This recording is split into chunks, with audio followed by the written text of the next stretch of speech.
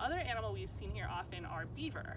So they have a big flat tail, kind of like a paddle or a tennis racket. More often the beaver would be seen at night. They're a nocturnal animal, meaning that's when they're active.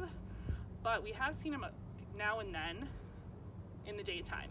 And actually another thing we just found here today, this piece of wood floating in the water, I'll bring it over. This is something that was definitely chewed up by a beaver.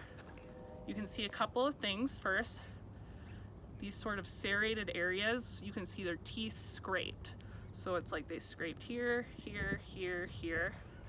They pull all that bark off because that's actually their food source.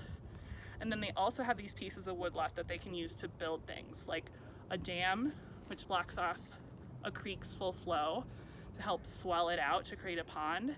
Because then what they create is a lodge, which is sort of their actual living space. It looks kind of like a big pile of sticks, like in a dome or a teepee, but they get to it from underwater. They have an underwater entrance. The other thing you can see here that tells us a beaver did this is how it's kind of chewed into a point.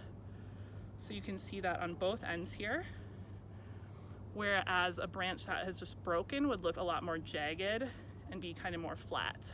So this is something that we often find floating here in Bluff Lake, and we see evidence of it in the trees around the area being cut down.